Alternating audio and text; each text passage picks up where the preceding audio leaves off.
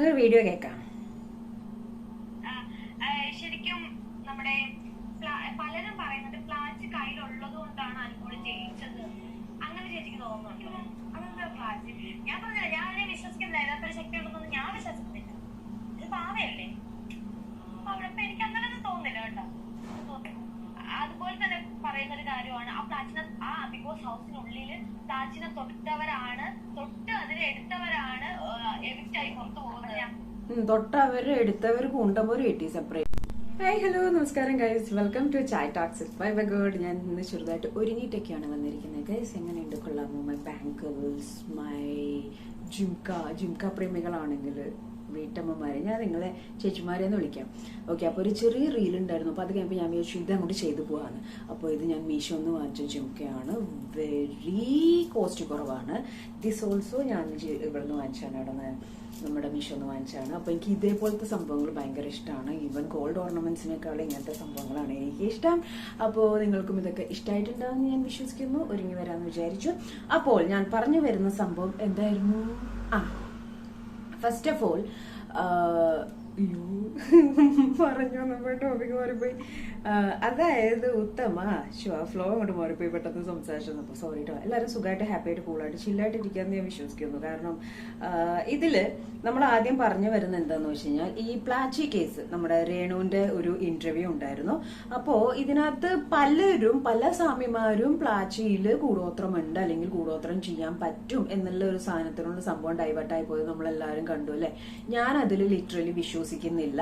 കാരണം എന്താന്ന് വെച്ച് കഴിഞ്ഞാൽ, അവിടെ ഓരോരുത്തരും വീട്ടിൽ നിന്ന് ഓരോരുത്തരുടെ ഫേവറേറ്റ് ആയിട്ടുള്ള സംഭവങ്ങൾ കൊണ്ടുപോയിട്ടുണ്ടായിരുന്നു.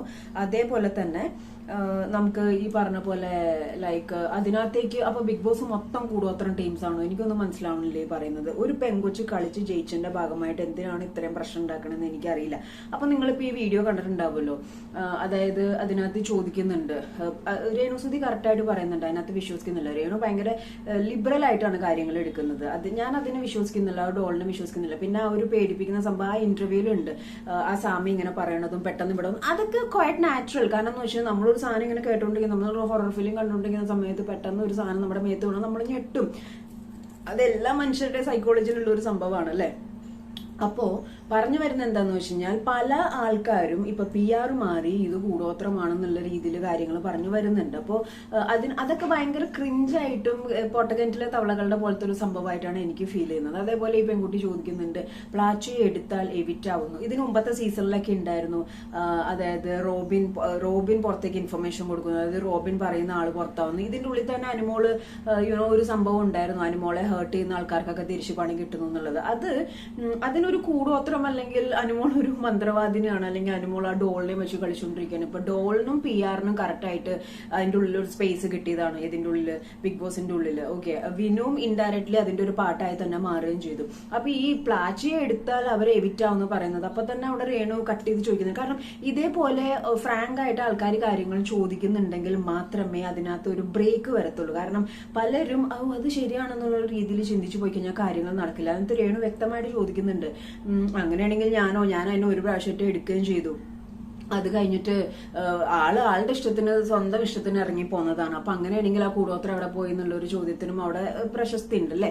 കാരണം എന്ന് വെച്ച് കഴിഞ്ഞാൽ, ഇതിനകത്ത് ഞാൻ പല ഇന്റർവ്യൂസിലും പല റീൽസിലും നോക്കുമ്പോൾ ആളുകൾ അങ്ങോട്ട് സ്ഥാപിക്കാൻ ശ്രമിക്കണം. അപ്പൊ ഇന്റർവ്യൂവർ ആണെങ്കിലും മറ്റു സ്വാമിമാരൊക്കെ ആണെങ്കിലും മറ്റു ആൾക്കാരുകൾ ആരാണെങ്കിലും അനുമോള് ജയിച്ചത് PR-ന്റെ ബലം കൊണ്ടും പ്ലാച്ചിയുടെ കൂടോത്രം കൊണ്ടെന്നാണ് പറയുന്നത്. ഒന്ന് ആലോചിച്ച് നോക്കിയേ, എത്രത്തോളം 2025 2026 ആവാൻ പോകുന്നു.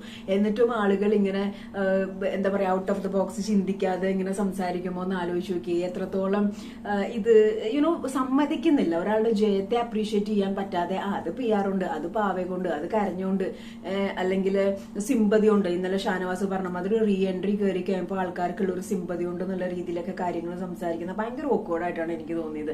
അപ്പൊ ഈ ഒരു ഇന്റർവ്യൂ ഞാൻ പുറത്തേക്ക് എടുത്തിടാനുള്ള കാരണം എന്ന് വെച്ചാൽ, അതിനകത്തെ ചോദ്യങ്ങളാണ് എന്നെ കൊണ്ട് ഭയങ്കരമായിട്ട് പോയിന്റ് ഔട്ട് ചെയ്യിപ്പിച്ചത്. കാരണം എന്ന് വെച്ച് കഴിഞ്ഞാൽ, പ്ലാച്ചിയില് കൂടോത്രം ഉണ്ടെന്ന് പറയുന്നു. അപ്പം അതേപോലെ അതിനെ എടുത്തു കഴിഞ്ഞിട്ടുണ്ടെങ്കിൽ എവിക്റ്റ് ആവുന്നു എന്ന് പറയുന്നു. അപ്പൊ അങ്ങനെയാണെങ്കിൽ ആദില നോറയൊക്കെ എടുത്തിട്ടുണ്ട്, അവരൊക്കെ ലാസ്റ്റ് വരെ നിന്നില്ലേ. അപ്പോൾ ഒരു വേറെ രീതിയിൽ പിക്ചറൈസ് ചെയ്യാൻ നോക്കുക ആളുകളാണെങ്കിലും അതിന്റെ ഇന്റർവ്യൂ ചെയ്യുന്നവരാണെങ്കിലും. അതൊക്കെ ശുദ്ധ ഒരു അത് ഓൾറെഡി ആ പ്ലാച്ചി വന്നിട്ട് മറ്റേ ആ സൈലന്റ് ടാസ്ക് ഉണ്ട്, മിണ്ടാൻ പാടില്ല എന്നുള്ള ആ ടാസ്കിൽ തന്നെ അനുമോൾ ഇങ്ങനെ പ്രാർത്ഥനയൊക്കെ കാണിക്കുന്നുണ്ട്. അതൊക്കെ എനിക്ക് അതിലൊന്നും വലിയ വിശ്വാസമൊന്നുമില്ല. ഞാൻ അതിലൊന്നും ഒരു കൂടോത്രം എന്നുള്ള രീതിയിൽ ഞാൻ ചിന്തിക്കുന്നില്ല. കാരണം ബിഗ് ബോസ് എന്ന് പറയുന്ന ഒരു പ്യോർ കോർപ്പറേറ്റ് റിയാലിറ്റി ഷോ ആണ്. അതിന്റെ ഉള്ളിൽ ഇപ്പൊ കൂടോത്രമാണെങ്കിലും അടുത്ത സീസണിൽ പോകുന്ന ആളുകൾക്ക് എന്താ പറയാ, സ്വാമിയുടെ അടുത്ത് പോയിട്ട് ഒരു തകിട് ജപിച്ച് ദൈവമേ ഞാൻ ജയിക്കണേന്ന് പറഞ്ഞിട്ട് കറുത്ത ചാരടും വെച്ചിട്ട് ഒരു അരഞ്ഞാണം കെട്ടിയും കൂടി പോയി കഴിഞ്ഞാൽ അവൻ ജയിച്ചു വരുമല്ലോ. സോ അങ്ങനെയൊക്കെ ചിന്തിക്കുകയാണെങ്കിൽ ചോദ്യങ്ങൾ ഒരുപാടുണ്ട്. പക്ഷെ ആ ഒരു പ്രാക്ടിക്കാലിറ്റി ചോദ്യത്തിലോട്ട് ആർക്കും ഉത്തരം തരാൻ പറ്റത്തില്ല.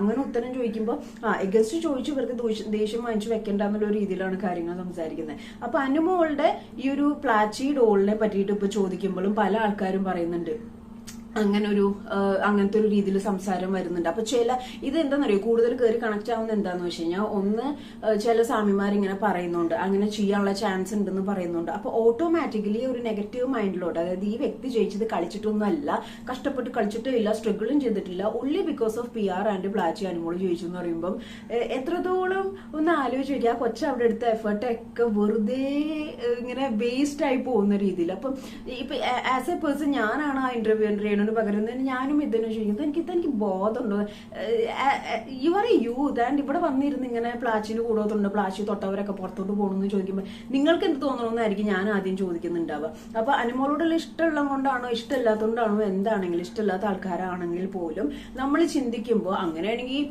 ജീവിതത്തിൽ കഷ്ടപ്പെടുന്ന എത്ര ആൾക്കാരുണ്ട്, ജീവിതത്തിൽ സ്ട്രഗിൾ ചെയ്യുന്ന എത്ര ആൾക്കാരുണ്ട്. ഇപ്പൊ എനിക്ക് തന്നെ ഈ വീഡിയോ ചെയ്യുമ്പോൾ ഒരു ഡോളിനെ പിടിച്ച് വെച്ചിട്ട് ഇതിന് 1 മില്യൺ വേണം കേട്ടോ ഒന്നും പറഞ്ഞിട്ട് അങ്ങോട്ട് ചെയ്താൽ മതിയല്ലോ, അപ്പൊ 1 മില്യൺ കിട്ടും. അങ്ങനെയല്ല, നമ്മൾ ചെയ്യുന്ന പ്രവൃത്തിയുടെ ബേസ് ചെയ്തിട്ടാണ് നമുക്ക് റിസൾട്ട് കിട്ടുന്നത്.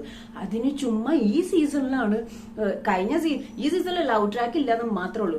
കൂടോത്രം ഉണ്ട്, കുലസീതം ഉണ്ട്, കുത്തിത്തിരിപ്പുണ്ട്, എന്താ പറയാ, ഇത് വെച്ചിട്ടുള്ള എല്ലാ അൽക്കുലത്തും അതിനകത്തുണ്ട്. പ്ലാച്ചിയിൽ കൂടോത്രം, പ്ലാച്ചി എടുത്ത എവിറ്റാവും, പ്ലാച്ചി എടുത്ത് അപ്പൊ പിന്നെ മൊത്തം അവിടെയുള്ള ആൾക്കാരെല്ലാം എടുത്തിട്ടുണ്ട്, അതിൻ്റെ ഉള്ളിൽ ക്രിയേറ്റേഴ്സ് എല്ലാവരും എടുത്തിട്ടുണ്ട്. പുറത്തിറങ്ങിയിട്ടും പ്ലാച്ചിയുടെ പോലത്തെ കുറെ ഡോൾസും അനുമോൾക്ക് കിട്ടുന്നുണ്ട്.